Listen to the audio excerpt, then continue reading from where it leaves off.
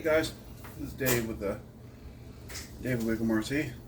Hey guys, we are back working on the 2.0 Blackout car. Got the old chassis all painted up, all nice and neat. We put some glossy black on it, and then we ended up sanding it down with some 220, and then we used some 1000, and then we went around the edge on the outside to expose the aluminum. Thought looked really cool, and then we used some matte clear to put on it, and I kind of put it on there pretty heavy so it wouldn't come off. And the main chassis is done the same way. There, we mounted our piece on there, and there it's on the bottom side, so it should be good to go. We're going to do this in two different segments. We're going to do the engine and rear end build on one, and then we're going to do the front end build on the other, because the car is so long. Once we bolt it together and put the engine on it, it'll be good to go. And just kind of have to get this rear end done so we can see how this other rear mount is going to be that I'm going to make for it, to make sure it's going to be all right on there. And so move you over here a little bit. Yeah. So without further ado, let's put this on here. This is our spacer for the rear end of the car. Reason being is because, like on a regular Rubens back half part of the chassis, it's already notched here for the back pieces to fit in. So we have to space it up a little bit, so that way we're not, actually hitting this part here and it'll raise it up and whatever. This also gives us extra room too, for other mounting and stuff too. So it's good to go. Plus both pieces of the chassis are way different. This one's longer to accommodate the pocket bike engine, so yeah. Size it up a little bit and whatever. It's actually a little bit longer than the HV Baja. It's actually this is actually like 34 inches long, with like the Baja is like 30 or 32 inches long. The King of the Beast car, she's 30 inches long. Different tires for this. I don't think we're going to use the road crushers. I think we're going to use another set of those HVI tires, and maybe get a set of paddle tires and maybe some off-road tires for the King of Beast cars. We do the off-road car and the on-road car, but or maybe just have two road cars. I haven't decided yet. Move it down there for me if you like to see an off-road car and an on-road car.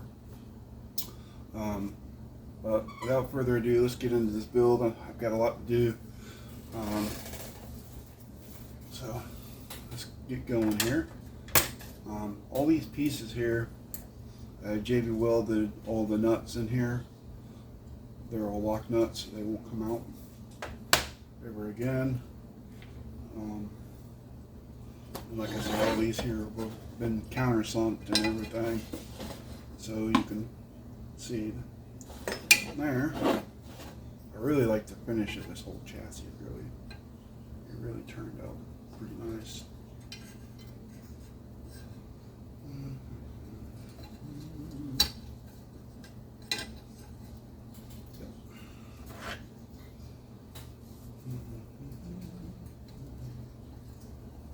So I've been looking online at other cars and stuff, and more and more I start looking at stuff, because I always constantly look at stuff.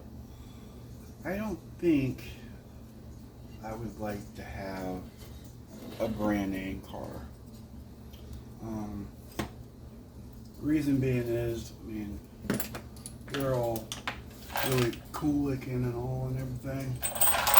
I just think that these cars are a lot more funner to build and to have in general, because there's just the fun of building these things, and then on top of it, you're going to get something that's already pre-made, and you're not going to be able to mess with it all that much. because they're an artwork, you know, they're a piece of artwork, but also, I mean, they're just to the point where if you wreck it, it's going to cost you an arm and a leg to fix it. With these, you know, I mean, there's some give and some take on these cars. You know, if you wreck it, you can fix it real easy and pretty cheap and what have you. But yeah, I don't really think that if I had the money, if I'd buy me a really nice car like that. Like I said, because it takes away from the fun of it. But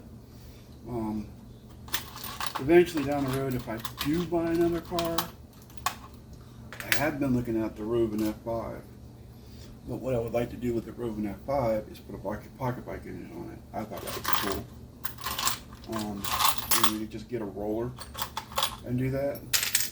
And then maybe try to do they have this one car from Red Cat, the Rally 5th scale car. I think we can really make that thing move and do some different gearing in it than what comes on the car, and really try to make that thing move down the road. Because I've been watching some videos of some guys that have those cars, and to me, they just really seem kind of slow. I mean, my younger brother, he does brushless cars, and he's all on the brushless scene and everything. And you know, I always grew up liking two-cycle and gas stuff, so you know that's where the give and take is on that stuff. I know brushless is probably faster than gas power stuff, but something about gas power stuff, I guess it's because I raced go-karts for so many years that, you know, I just love motors in general, and I love how they work, and I love how figuring out how to do different secrets on them and make them better and everything. So I think that's the as I said, the reasoning behind that. But all in the general, it's all in the build too of the car too, you know. I mean, these cars they're really fun to build. I mean, sky's the limits, you know. It's like me and CMV Projects were talking about one time. Shout out to y'all about building cars. I mean, you don't get the satisfaction and the gratification of building an actual car from parts and pieces and stuff, you know, and you putting it together and it runs and it really hauls butt, you know, versus you buy one in a kit, you put it together, blah blah blah, you know. It's just, I don't know, it's just, to me, this is a lot cooler to do this. But although I use sometimes in my builds that I do use these pre-made pieces, but I usually try to leave the chassis where, you know, I can build the chassis, or I can build the steering pieces, or, you know, as you've seen in the previous setups, you know, for a long time I didn't run brakes on my car, because I come from a world where, you know, I used to race gasoline powered boats, build gasoline powered RT boats, and on those you don't have brakes. So, you know, I just really never thought about putting brakes on it, you know. So, but yeah, this stuff, you know, you can do it. I mean, it's not hard. It's like I say, you know, you just have to think about what you want to design and how you want to build it, and you kind of plot stuff out as you go, and it'll eventually come together. Where's my other damn Allen? I mean, I used to work as a diesel mechanic. All I would do all day long is work on school buses, and I would work on I do engines and transmissions, and after I get home, you know, I figure a lot of people would get home from work, you know, and they're like, oh no, I'm gonna lay around and do nothing. Not me. I'd be doing this. This is what I love to do. You know? But, you know. This is just a passion of some stuff that I have in my life that I like to do. And don't get me wrong, I love working on Laura, my GTI, but I'm just not physically capable of doing that right now. You know, I have to have a garage, I'm going to have to have a lift, I'm going to have to have actual help to help me do it. And, you know, I'm usually the type of person where, like, I hate people doing stuff for me. It just drives me crazy. I usually like to try to do it on my own. My poor wife, she has to do a lot of stuff for me. You know, as far as getting in the shower and, you know, getting stuff for me down out of the cabinets and stuff. Right before I didn't ever have to do that. So it's like, it's really become a pain in the ass in my life, you know.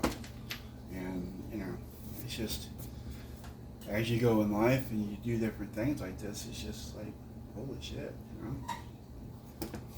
Well, I bet y'all were saying, man, I cannot believe it. He actually put something together. Yeah, I can't believe it either. Getting this car together to me is going to be good. You know, as far as the channel goes, and do this build for y'all, and come to find out to see what we got going on next. All right, so. Okay, that's gonna go like that, guys, and that's what it's gonna be like. It's always nice to have extra nuts and bolts and stuff, you know. I need to put some washers or something in that. I actually have the right piece for that there somewhere on my stash somewhere. We might need to put it in there. So that way it will actually tighten up the right way.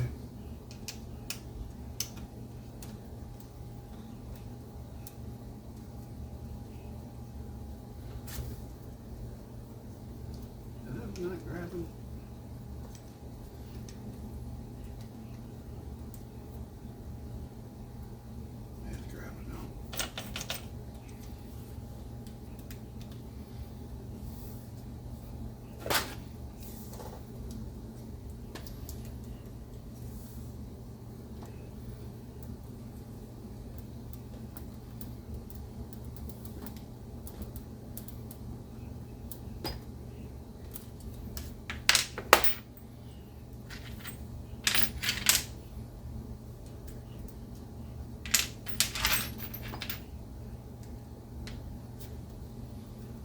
Yeah, we're actually going to make a nice engine mount plate that goes on the side.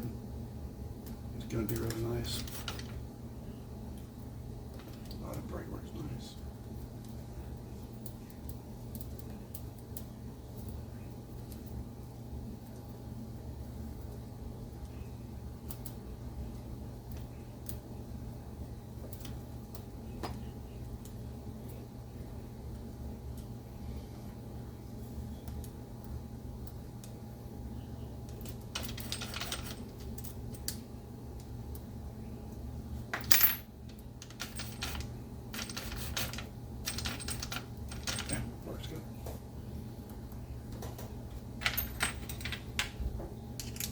This one here to change out. Well, actually, these here are going to get changed anyhow, but just leave them for right now. And all the rest of these, we can go ahead and tighten all these up, because I don't see any other reason, rhyme or reason to keep them loose right now. Actually, you know what? Let's just keep them loose until we get that plate in there, and then we should be good to go. But this is going to be about the extent of the video.